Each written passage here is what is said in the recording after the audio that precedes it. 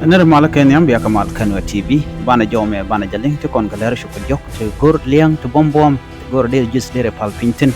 Railer to Tea, Bukon Jigan take a Liam Chito Raider, Kate Nedishanak,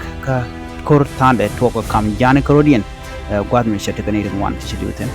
Ban Lerme Bana Jaling Agua, Ko de Con Lercon La Talk, the Con Cardini Shangorian, or Gender, subscribe to the notification bell, the Jatwine, go take a Lermicha Bridge, that Shamala Shubuji. Gwasandan Empire Bridge, Bandi Cholingogwa. Chukumi Menen Chonas Ki Human Rights Commission, Ray which ka South Sudan, Chicken Kuma South Sudan, Quid Beer, Canadian Kajiwich, Ka Olfanga, Kachanga Joka Pai DH. Naikon the Almadana Shore Larno Shane Shukubaro, when Yamre we call Fangak Shakanak, and Yoka Korek Shangan the DN Chicken Yoko book, Kachikan Fangak Chicken a book, but Canon Larno take Ramshidu think it Ramisham, Orman Charlotte Chalan Beloken. Sugar book and a content chicken target along Kajan Guasamo, AY, Kajas Peleo, containment site, Mitre, which in Vinimi can you find Gaka Jordan Charlotte. Joe may Michi Human Rights Commission Larano, Malatke, Kumikirmi Yadit, chicken water Danisha time, Coron Kinadan Redwood Badak, chicken a year, K 2018, peace agreement Asia time, come Dr. Machar, Kene Kumikira, Lakin Yadit, Shalado chicken Yaranamo. Men biakul was me men kwajel kwet keje ki kwet ke kum South Sudan bir keje ta dan chicken dul wal entere wika wol fan ka chicken dak kan dak day ke renal dang jok renal dang ro ke helicopter gunship renal kel renal inshal ke drone malawa gu no gwa da mo mi gwa mi chen yo be renal to be ko be jak chicken renal dang ro ikane jak te antinop ka shukana chunak ka man metere renal ka jodana cha kwen keje ajeri ka dam tito Human Rights Commission chikana mo chikana look lere do gwasme man banalat ramala right ka kume jani makwilwet jenede kanetin la lere top ki journalist ne de kan ngi ko de kan lere to talk to tell radian catch de kan kula lat ki de kan kula top ne de content la South Sudan mande yen gwasme Michael Makwilwet jaramandana na konweri jaramedane kunwere ku ka level no take hostile ka friendly countries and Michael Makwilwet ping nent ngwana kon luka kon filan Nuer TV me shangat la me shaler chajalat me shawlat kamla toke jagor no bajalat kana chol e ka tem biya kula ngai keje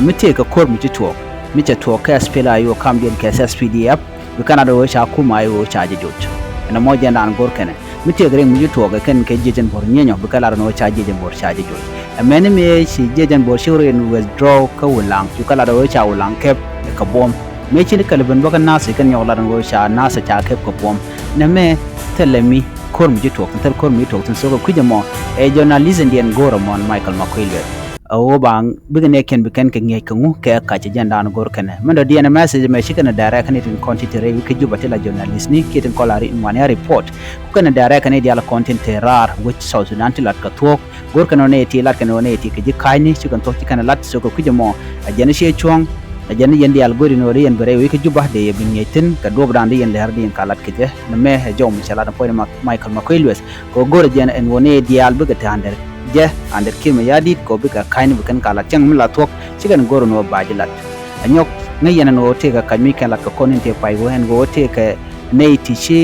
turbil chikana pa nei de kone pat ka turbil chika kuma spela ayo kan pankin kan dia SPDF kan ni kona nakana te naka ko ran Somalia kan ni content mic ka torbele ino la kan ga wialet ka winga wi kuma spela ayo ko dia spela ayo ko ka chole ka ngani ke jidwar so na mo mala kana le ni siang jeni sianen ga kuma spela ayo jo kan kuma SSPDF no mala jena mo shi tok yen ki yela jena ko cha ngani siang le yen jen biana bia ko nak ko bia la no to e kuma spela ayo na me attack mu cha use no wal kuma Uganda lakan konya lakan ajoji yo buga na wonak bukan laro ci koncha na ci ganak buga jinna bukan ka ngok bukan ka meneten man na mo mala leten kuma Uganda ka gwate da balakan wi laro no konya ki kuma met dor ka ji Uganda lakan laro no jaram dan nang na jendo bla lat ka rami dictator ki criminal la mi jigla let bu joko ni ko ken yo me jandan go de yene nach ko man chalat Michael Makwilwet ko chi tok mandan la de lerandio den gwasame cha jang to shoko wel ngwan cha ganak te guaar nyeti shop ko ngwan tin guaar nyeti shop ngwan ka ti sana kel ala ne shop ka wero ka wuni cha yo mo cha jalat jang dang wel ngwan cha nak ka cha ne wero cha ko ka bot boka ka gok keeper with oken ka gogrialis ka mangol payam ajen gwa dan to ri moten kan kula no ka ngani kan ni content na kana gwasme sikalan jeno ikane ti kweke kanit kon nyingana bachejan da jang krodian no kada Nuer bo ka jang ban man din jan longmi ga jeno ka ken pangin kan jang krodin nyin chikana la no ka kon nyenya ko ngi ken no mi se ben ga social media ba jeno jang kul ken nyin krodin chikan gor no ba janga jeno te ka mudaka ti te mi jang to ka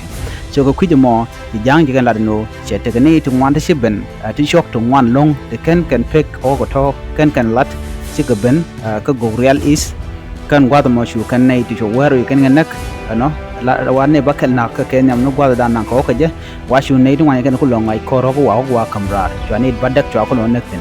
ajan nong pek ne so wel ngwan ne kan ne wera uti te ka bot ne wel ngwan ga ti shiliu ne wera ka te ka bot ti chaop to cha ga jor kan ne ko ne shigana bane ngaje no te ke mutu ko longa ke ngo te kare ko to wan kam ken karodi